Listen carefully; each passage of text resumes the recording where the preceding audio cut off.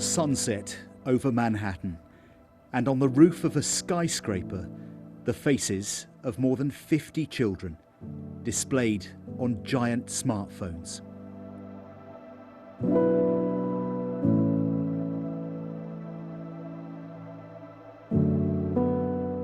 Among the British parents here, Ellen and Matt, whose teenage son Jules died 3 years ago. They believe his death may have been due to something he saw online. Being here is overwhelming. Horrendously hard. Horrendously hard. And I think some people might think it's 3 years. Maybe we should be over it and getting used to it. You never get over this. You never get over losing a child and seeing all of these children that lives have been lost because of social media. It's so incredibly wrong. So wrong. These little lives for the future, these people that have parents that love them and families and a whole life to look forward to is gone. It's wrong. It's so moving. Just... Yeah, I'm just struggling to hold it together. It's just really hard because this little boy should be sat here right now.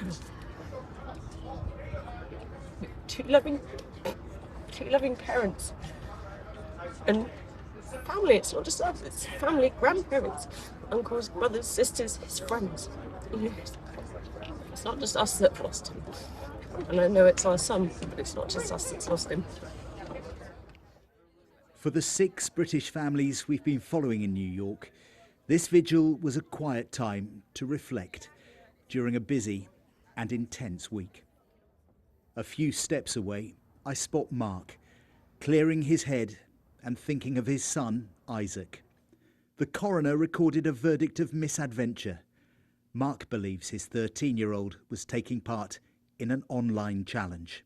Look at the sunset across here. This is amazing. Look, it's beautiful, and yet we've got this opposite thing here going on with all this grief, and then out there there's all the life out there going on. It's surreal. BBC Breakfast was the only TV programme given access to this vigil. Actually, John's would have probably gone, why don't you have them, Mum? The British families first met on our sofa in Salford. Now they are working together and joining forces with the American parents they've met here. And you kind of wonder, how is he here? How is this happening to us? And you look around at all these pictures and it's all beautiful children that have potential. It's the waste. I can't get over the waste. The Duke and Duchess of Sussex spent nearly 2 hours listening to the families. This event was organised by their Archewell Foundation. There were no formal speeches. I'm happy to give you a hug. But later, Harry and Meghan did speak to breakfast, away from the cameras. What do you make of the stories you've heard tonight? These are families that we have been working with for several years, and the families from the UK meeting them tonight, I think, sort of speaks to the larger global issue that has been very present on all of our minds for years now, which is no matter how polarized the world is or what people may or may not agree on, one thing that we can all agree on is that our children should be safe. Well, the easiest thing to say is to keep your kids away from social media. The sad reality is that the kids that aren't on social media normally get bullied at school because they can't be part of the same conversations as everybody else. Life is better off of social media. Lisa, how was that? An amazing experience, actually. You know, you could tell they were really invested in what's going on here. And I actually asked Meghan, how do you feel about seeing this? And she said, well, obviously she's got children herself, and it really resonates. Too many tears, how many people have to die before you finally decide power is not... In a separate event, on the other side of Manhattan, the UK families joined a wider protest outside the offices of Meta, who own Facebook, Instagram and WhatsApp. At times, it resembled a funeral procession. Enough is enough. Enough is enough. Enough is enough. It's too late for my son Brett, but it's not too late for today's children. Right. Do something. That's right. In response, Meta said they recognised parents' concerns and have made significant changes, adding protections to teen accounts and on-screen warnings when children start chatting with someone abroad. Ellen tells the crowd this is about more than one company.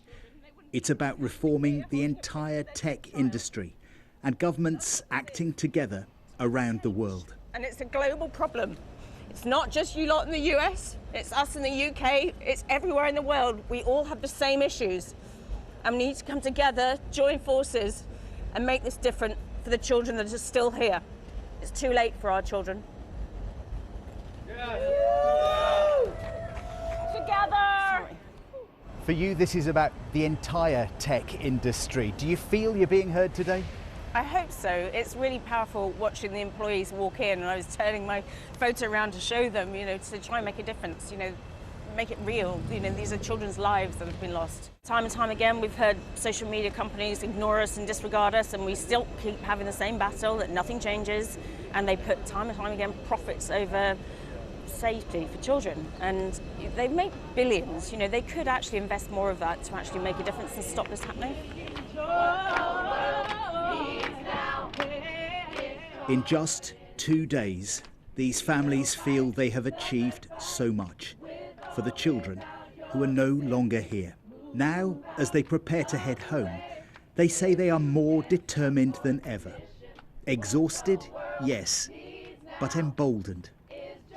John Kay, BBC News, New York.